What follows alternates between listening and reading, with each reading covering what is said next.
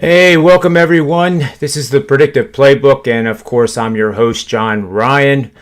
And I'm pleased to have Austin Wang with me today. Fellow, I like to compare myself selfishly and probably egotistically as a data scientist at his level. The guy's just brilliant with numbers, and it's always great for me personally to have him on the show. So, welcome to the show, Austin. How's your week been going?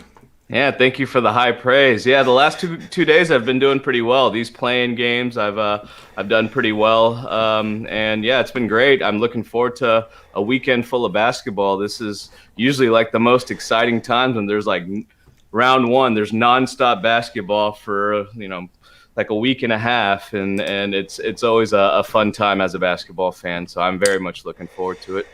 Yeah, I am too. As you may remember, I have a bet in there. The Clippers and the Sixers collide for the championship. So There you go. This is where it all starts. But first, we have a game tonight to determine who's going to play the number one seed in the Western Conference, and that's when Memphis takes on Golden State. They're going to be traveling to Golden State, and this is kind of a tough game to really handicap. It opened at, I believe, around 4.5 at most places, and now it's getting, it's challenging 6. Mm-hmm. And I wouldn't be surprised to see it go to 6. Golden State is shooting the ball extraordinarily well for the season at 46.8%. Free throw shooting is also very good at 78.4, 38% from beyond the arc. They get offensive rebounds at 17.6% of their missed shots.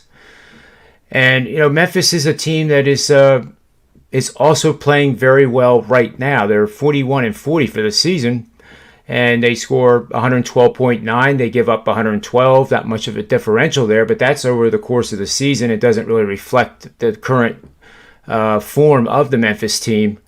So, given all the cross currents in this matchup, Austin, how do you see this panning out tonight? Yeah, this is a tough one. I've gone back and forth on this game itself, and it's really tough to step in front of the Warriors train. They've just been playing so well, and they gave the Lakers a run for their money, and really I think should have ended up winning that game.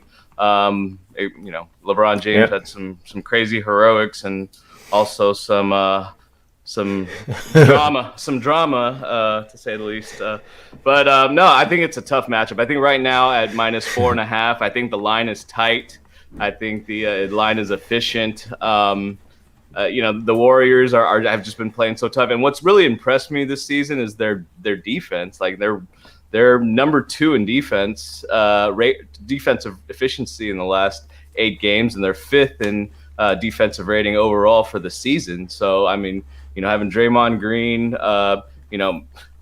guarding Valanciunas, and Looney has provided great minutes off the bench. I mean, I'm just surprised that their defense is so high, because when you think Golden State Warriors, you think, okay, 3-point shooting, Steph Curry bombing threes, and you don't necessarily think a strong defensive team. But they've really impressed this season. But yeah, it's hard for me to back them against the Grizzlies, because I think they're a very talented team as well. They're deep. They've got some very talented young players. Valanciunas is just impressed this entire season. He's just such a force to deal with down low. And John Moran, and now that they have Jaren Jackson back, he adds a whole nother dynamic to their offense and their defense. Being able to shoot threes, being able to protect the rim. And they've got an excellent bench. You got guys like DeAnthony Melton coming down, Brandon Clark if he ends up playing. I just think they're a very complete team. But right now at the line at -4.5, it's tough for me to choose a side. I think if the line continues to shift upwards, and like you mentioned earlier, if it hits a 6, you really have to take a close look at the Grizzlies there. Yeah, I like that breakdown, or maybe a little sprinkle on the money line too. Yeah, no, there you go. One of the things that really is kind of surprising, and you and I talk about sentiment and contrarian types of plays. You always think of Golden State as score. Seth Curry, Thompson when he was healthy, and hopefully he comes back next year. Because I thought about that during the Lakers game too, because that would not have been a game. No. If a guy like Thompson is on the floor, there would have been no heroics. There would have been no Academy Awards received. you know, we'll leave it at that for now. But Golden State over under for the season 43, 29, and one push under, Yeah. and that's kind of what stands out in this matchup as well. Memphis is coming off three straight consecutive under games, and this season when they've been in that situation that they find themselves in tonight, they're 9-1 against the number for the current season. And then the one that I really this is a tough one for me to like kind of get around, so I would bet Memphis, but Golden State is 23-10 at home, where the total is greater than or equal to 220 points this season. Wow. And that's that's in that range too. Like you were the guy that told me about the 235 and the 215, and roughly for those that haven't heard it, totals during the regular season of 235 or more points hit at about 68% blindly, just betting the over whenever it was 235 and over, and conversely 215 and under games hit about 65%. I think, Austin. Yeah. But it was still an incredible number. And it's still going. It's not reversed. It's still hitting the same percentages week after week after week. So you at the end of the day here, you are leaning towards Memphis in this matchup. Not at the current price. I would say if the line continues to creep up later on in the day, and if it hits 6, I'm not sure if he'll ever get there, but I'd consider Memphis at that point. And to your point on the unders, like, yeah, as you talk through the statistics there and how, I mentioned the excellent defense from the Warriors earlier, and then the Grizzlies are a good defensive team themselves, and I can see them really pounding the ball to Valanciunas and slowing the game down, and of course a go home game, win or go home game like this, you'd expect a higher defensive intensity from both teams. So I think I definitely look at the under. I would consider that a stronger look than either side, in my opinion. It's just with the unders there. Betting on the unders on a Golden State game, you're always kind of risking yourself to a Steph Curry 50-point, 10 3-pointers game right there. So you're always kind of nervous betting a Warriors under. But yeah, that's where I'd be leaning towards if I had to make pick a side on this game. Yeah, I like it quite a bit. Yep. And then I guess for all intents and purposes, the real playoffs begin Saturday. Yep. And looking at the first game here, Miami at Milwaukee is scheduled for 2:05 Eastern Standard Time tip-off. And this line was kind of surprised me. It opened at 6, and now we're down to 4.5. Money's coming in pretty solidly across the board on Miami, but the percentages don't really reflect that. So there must have been a couple, maybe early syndicate bet types in there on Miami. But to see Milwaukee at 4.5, the market is telling you that Miami is fully capable of doing the same thing they did last year. And you got a guy named Jimmy Butler on the team. Anything can and will be possible. Yeah. So game one, how do you see this panning out in Milwaukee? Yeah, I was a bit surprised by the line move down. I definitely think that the market is remembering the Heat from last season and how well they performed in the postseason, and they're coached really well with Spoelstra, and they ended the season really well. They peaked towards the end after having just an up and down season with COVID, with all sorts of injuries to their key players. So I think they're a little bit of recency bias in how they performed towards the end of the season, and of course remembering their excellent run last season in the playoffs. But I still think the Bucks are the more complete team. I'm not sold on the Miami Heat just yet. I think the Bucks they've performed very well at home, and I think they'll take it down in game one. But I'm looking towards the over here, the total. I know the Heat are a slower paced team, but their defense hasn't been all that great towards the end of the season. Toward the last 8 games, they're 23rd in defensive rating. The Bucks 25th in defensive rating. Both teams are top 5 in offensive rating towards the end of the season. So the Heat really started. They were their scoring was really proficient towards the end of the season. I think it could go over the total 227. I have it more in the low 230s there. So I like the over. I think I have one of my assists. No, the assist to turnover ratio one is not active on the Heat and the Bucks, but that's where I'd be leaning towards in that game. And that the assist to turnover ratio system, that's the one with 3 consecutive games of 2.5 or higher. Yes. Yeah. Yeah. For those that are listening for the first time, it's total number of assists divided by turnovers, and that's a very important metric. It's one of the most important in my models. And to do at the NBA level at 2.5 for 3 consecutive games is very elite. And that is a positive sign, and it's a trend that can continue into not just the current game, but even beyond it. Yep. So when we find a team like that, it definitely gets our attention immediately.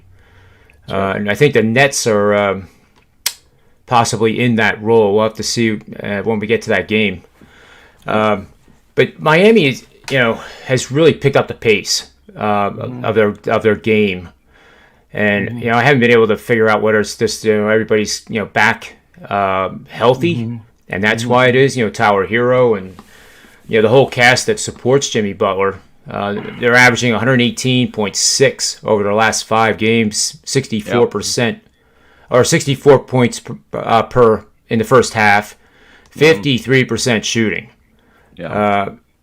And that's the scary thing about Miami is that that's sustainable. Yeah. And for whatever reason, Milwaukee stopped playing defense around game number 45.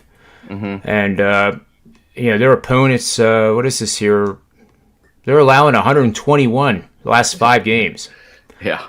And I'd like to think that teams can, hit the button, and then all of a sudden, like the Lakers are saying they will do. They haven't played together. The Nets are another team that they've only had the big 3 on the court at the same time. I think once. Yeah. I'd like to be proven wrong before I try to fade that train for sure. It's dangerous. That's right. But let's move on to one of your systems here, because I know the one probably has several games. I did round 1, game 1. So take it away on this one. Yeah, so based here, the SDQL text, the explanation is that in round 1 and game 1, where their previous matchup, regular season matchup, went over the total, and now they're playing in round 1 and game 1 of the playoffs, it has gone 25 and 10 and 1 to the under. That's hitting at a 71.4% clip since the 2010 and 2011 season. And, I think the market shades the total a little higher due to the recency bias. They're looking at the last matchup and that went over. And when in reality, the pace slows down considerably for the playoffs. The defense ramps up. And I think a lot of these players have the yips and are a little nervous for the first playoff game and tend to not play as well on offense or not shoot as well on offense. So it's active on 3 games this weekend, and one of them is the Knicks and the Hawks. And I think my comment there on players being nervous for the first playoff game, the Knicks and Hawks have a lot of young players. A lot of them, this is their first trip to the playoffs, and so I can see them coming out a little flat.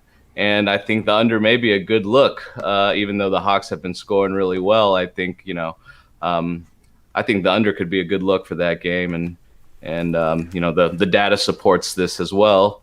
The other one that I show as active for round 1 and game 1 is the Suns and the Lakers. Their last game went over and then we got the Nuggets and the Trailblazers. So those are the 3 games that this particular system is active on.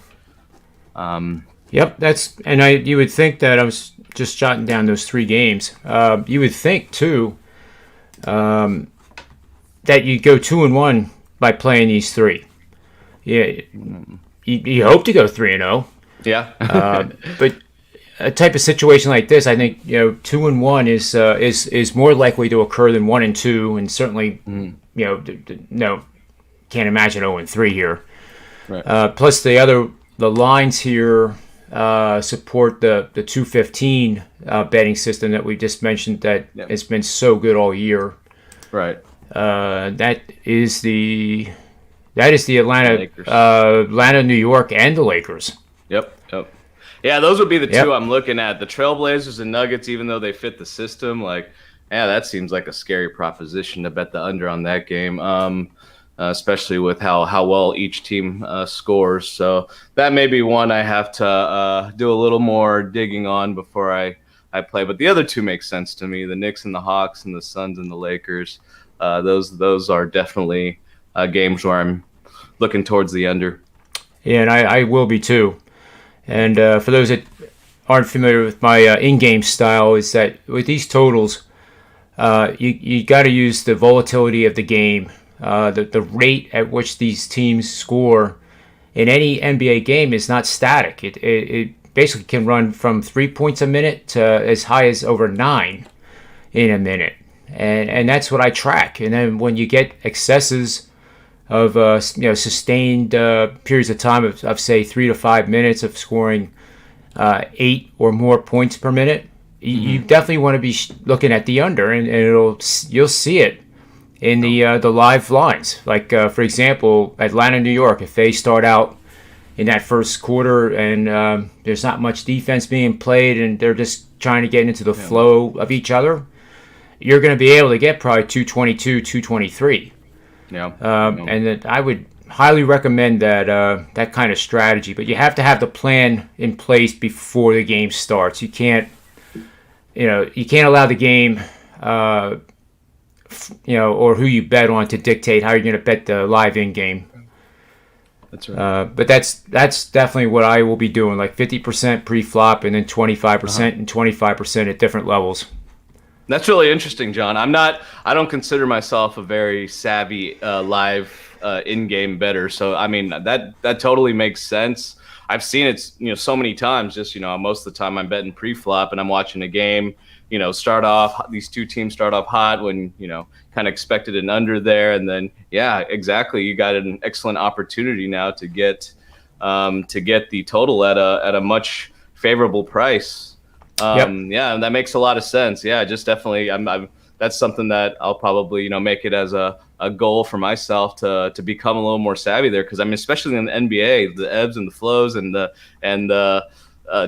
game of runs, and a lot of things can happen, and I think it's a good way to exploit the live betting is a good way to exploit a lot of that.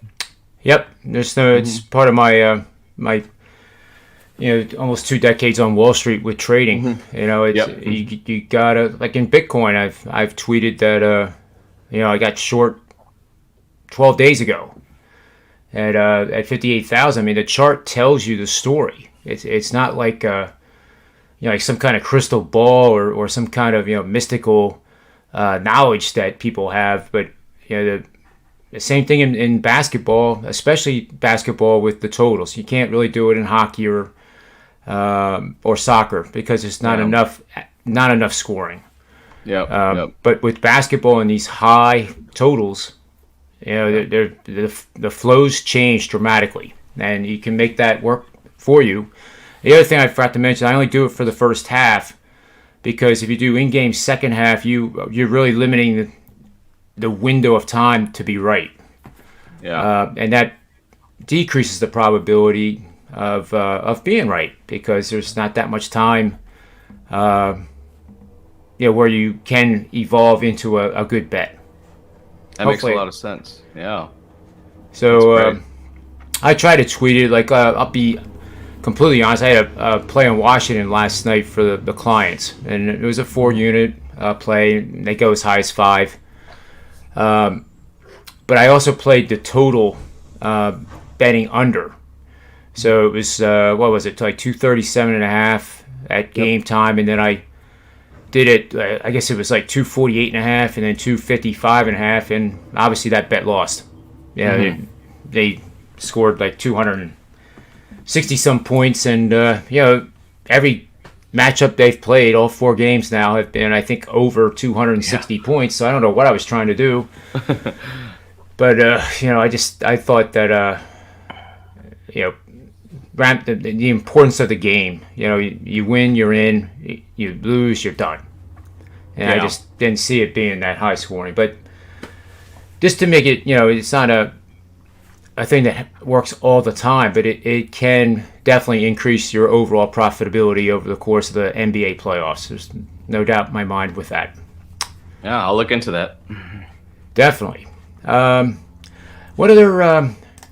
I think we have another system here to look at, right? The zigzag. Yep. So any games on this for the weekend? Well, not for the weekend, but there may be some potential games to look at after in Game 2 if one of the big favorites in Game 1 end up getting upset. So I think that a few potential opportunities could arise if the Jazz, whomever they end up playing, I think the Grizzlies or the Warriors are going to be some large favorites. The Clippers and the Mavericks, the Bucks and the Heat, the Nets and the Celtics. Am I forgetting anyone? The other ones are all pretty close. Maybe the Sixers and Washington. Yeah, that's right. The Sixers and Washington. You're absolutely right. Yeah, so if either of those favorites get upset in Game 1, then I would think that this would be active on the favorite in Game 2 to cover. And I think that would be a perfect scenario where the zigzag theory, this particular system and the zigzag theory has been very successful in the past and something to look towards. So if one of those teams get upset, look towards them in Game 2. Yep, very much so. Actually, I think applies in hockey too. And I'm not a hockey expert, but I had Joe Madden on the show prior to this one, and Montreal beat Toronto. I had the under last night in that game, but Toronto was at home, and you would think with the whole situation and the injury to their leader that they are going to come out firing. So there you have a favorite that lost. That that's part of the zigzag theory. So it applies pretty much to all the sports. Yep. And let's take a look at this one too. This one is the underdogs of 4 or more off a road loss. Have gone 27-50 against the spread since 2015-16 season. So that one, it's kind of, you have to turn your mind inside out from what we just said. So it's dogs that lost on the road and they were more than 4-point underdogs, and you look for them not to bounce back. Yeah, exactly. I think the underdogs, they were expected to lose and on the road, and a lot of people just apply. I think the main takeaway here is a lot of people just blindly apply the zigzag theory and think, okay, if they lost one game, they'll come back the next game and cover. But I think in this scenario, the teams that were expected to lose, they'll continue to not cover and lose again the next game, and at least that's what the statistics show. Yep. Yeah. So I guess before I let you go here, Austin, let's recap some of the betting ideas that we have for tonight. I think we both agree that it's a tough call tonight, but there is a lean towards the Memphis Grizzlies. If we get to 6 points, which the way the betting market is right now, I think it will get to 6. And then on Saturday, we were looking at, let me get it here again. Saturday, the Miami-Milwaukee game. What we were on Milwaukee, right? Yeah, I didn't have a strong. Yeah, I didn't have a strong. yeah, that's why I opinion on couldn't this remember. side. Yeah, I have a slight lean towards the over there, Yep. just because of the way they've been scoring. I don't have a strong opinion on the side. I think Milwaukee should cover, but not something I'm running to the window to bet on. So And then we were looking at Atlanta, New York is Yep. an under. The Mhm. Lakers, Phoenix is an under. yeah, Portland, Denver is an under. But because of that total and that matchup, not Yeah. putting words in your mouth, but I think you said that that's probably one maybe yeah, to not bet. But if you do all Yeah. three, we're thinking that it's 2-1. 2-1 situation if you do bet all three games, but the strength is definitely in Atlanta, New York, and Lakers, Phoenix because they also qualify in that 215 and under phenomenon we've seen this year. yep. I agree. I'm excited for that Knicks Hawks series. I think that one's gonna be Yep. probably the most exciting one to watch. I mean, the NBA is just a lot more exciting when the Knicks are successful, and they've got such a passionate fan base. And Madison Square Garden, they're allowing 13,000 Yep. fans to come in, so it's great. Yeah, the Hawks have been battling injuries and a midseason coaching change, and now they're finally healthy and they're really, really deep. I mean, Yes, they having are. having the luxury of bringing Gallinari and Lou Williams off the Yep. bench. What a luxury that is, especially for their scoring. And then the starting lineup, they got two talented big men in Capella and Collins, which I think should help limit Julius Randle, even though he's had such an amazing season. I mean, he's going to have his work cut out for him there. So I mean, it'll be fun. Derrick Rose has just man, the way he's bounced back and had such a resurgence to his career. I think that's been very admirable. So I'm looking forward to that series probably the most out of all of them. So. Yeah, Derrick Rose is an amazing story. I saw a game at Madison Square Garden between him and Carmelo Anthony. It was Easter Sunday, believe it or not. And if I remember right, they both scored 50 in the game, or they were very close. It went in. It was either one or two overtimes, but it was just an amazing atmosphere, and it's so good for the city of New York to have it and have a team to root for. After this COVID thing has decimated most of that city, entertainment, the restaurants, etc. So it is a very positive thing for the NBA and the city. So great to see. Yeah. So anyway, Austin, I'll let you get going here with your busy day, and I appreciate you being on today again on Friday. It seems like we're doing Mondays and Fridays, and that's perfect. Yeah. So whatever works for your schedule, you just let me know, and we'll get it scheduled. All right. Sounds good. You betcha. So for Austin, myself, the Predictive PlayBook, sportsmemo.com, wagertalk.com, may all the wins be yours.